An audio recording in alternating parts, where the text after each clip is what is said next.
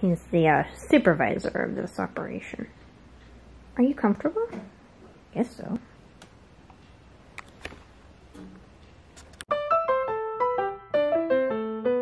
Hello folks, and welcome back to the Petra Pan Apparel YouTube channel. It is a place where we celebrate women through fashion history, and today is a bit of a history deep dive. Today I am going to explain to you why the year 1936 is the best year in fashion. Now, the year 1936 is a fairly arbitrary year, but as we know, fashion is always morphing and changing, and you can't exactly point certain trends to an exact time. But when we look at, in general, the decade of the 1920s, we have that very famous boyish figure where everything was quite straight lines, and then we think of the 30s generally as this return to femininity, but there's all kinds of beautiful and delicious crossover in between. So what I love about mid-30s fashion, and from what I've seen in magazines and archives, generally this shift starts to happen around 1933, 1934, and then kind of ends again in like 1937. So there's this little window of like 1934, 5, and 6, and kind of 7 that are like my sweet spot in fashion. It is just what I love, and it's what I love to look at, so I'm going to tell you why in this video today. So for a little bit of background, in the 1930s, most of the world is going through the Great Depression, so we don't tend to think of fashion when we think of this era. However, we do tend to think of the kind of grand glamour of Hollywood during the 1930s, seen as kind of a bit of escapism.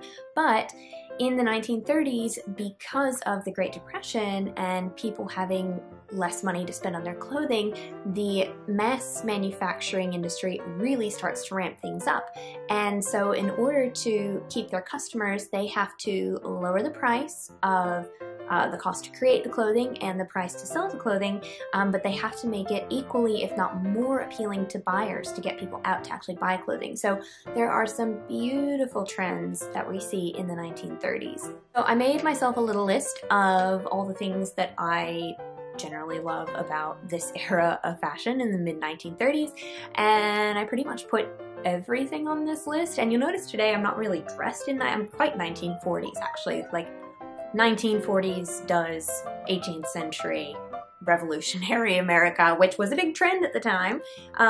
So that is what I've got on today, and if you're interested in this shirt, check out the Petra Pan Apparel Instagram page, because I put up a little information. This is one of the kind of prototypes for something that might be in our line down the road, so check that out. But basically everything about 1930s fashion is on this list. So first of all are the hairstyles from this era, just that short, still doing kind of the waves, but a little bit more voluminous hair rather than close to the head. I absolutely love that hairstyle. That's generally the kind of hairstyle I go for when I don't have dirty hair and it's easier just to style it up. Going from the top down, first thing is hats of the 1930s, which are by far my favorite hats of any era. So in the 20s we had all the cloches, which fit really, really close to the head, and for me that is not a good look. I have a fairly small head, I think. Well, maybe in proportion to my body, I don't know. I feel like I like to have voluminous hair, but in the 30s we start to move away from the cloche. Of course, if you have watched this channel at all, or if you have looked at my Instagram, you will know that peaked hats, pointed hats, called madcaps from the 30s, originally designed by Elsa Schiaparelli, are my favorite hats of all time. I don't know why, and I think it's because I absolutely adore Peter Pan. When I was a child, I used to tell people that I was related to Peter Pan. That Robin Hood kind of hat look, don't know why, but I absolutely love it. I think it is really flattering on, and in the 30s was full of these types of hats. And just another general kind of style trend is in the 1920s we had the Art Deco movement, which was these very often intricate geometrical shapes, and still moving into the 30s we haven't lost that. There is a lot of Art Deco detail on 1930s clothes, just changed within the silhouette. So that is something I absolutely love. Lots of details on dresses, hats, shoes, everything. You still see this Art Deco influence, just without that silhouette of the 20s. Kind of leftover trend from the 20s that I really love about the mid-30s is in the 20s you had you were kind of striving to achieve this masculine or boyish figure, but we still have a lot of those tailored, more typically masculine style garments, but more fit for a woman's body. And you saw this a lot in the Victorian era, beautifully tailored waistcoats and kind of sports clothes, and that really makes a comeback in the mid-30s in terms of suits and tailored garments. And I absolutely love the contrast of these more masculine style garments fitted to a woman's body, but also compared with the flouncy and flowy styles that we also see in the 30s. So the next thing I love about 30s fashion are sleeves. There are an abundance of flowy and fluttery sleeves in 1930s fashion that I just love. And in the same vein, also a lot of capes. Again, if you've been here for any amount of time, you know I love a good cape and a good capelet.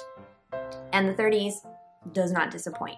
Capes galore. And then moving right on down, we have not yet come around to the idea of women wearing trousers out and about in public, but they do make a lot more of an appearance at home. And famous designers such as Elsa Schiaparelli and Elizabeth Hawes are seen out in trousers. Of course, we have actresses Marlene Dietrich, Katharine Hepburn, who were also well known for wearing trousers. And in my opinion, it is just the epitome of glamour of these women in these well-tailored trousers. Beautiful. And their gorgeous Hollywood waves. It is by far my favorite look. And of course we can't talk about 30s fashion without talking about pajamas. Pajamas were kind of this way of taking trousers, bringing them to the public space, but still being able to call them pajamas. So you see things like hostess pajamas, beach pajamas, things that are meant for these place-specific situations. So they're not exactly ready to be out and about, but they are made for these kind of liminal spaces. They are just stunning. They're just beautiful. Flowing pants, you can imagine them in just a gorgeous silk. So stunning. I am lucky enough to have a set of 1930s pajamas in my collection, which needs some repair, and maybe someday I will be able to show them to you. Another element of 1930s, mid-1930s fashion that I adore are the knits.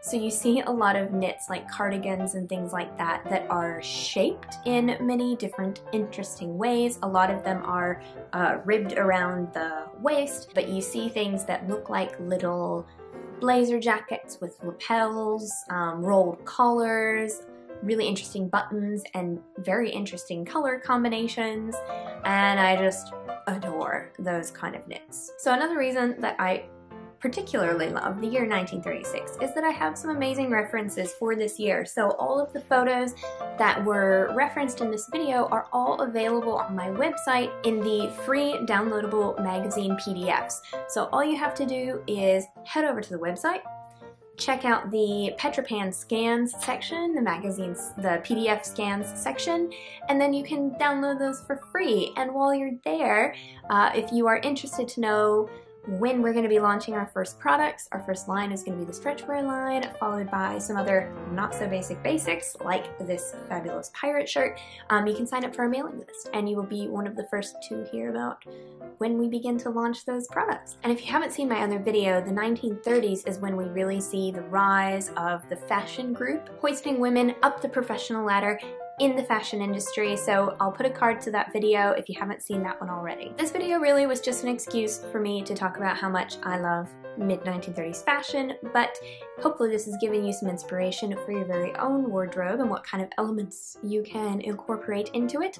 I hope you have enjoyed this. I have enjoyed talking about my favorite 1930s fashion trends, and I will see you all in the next video.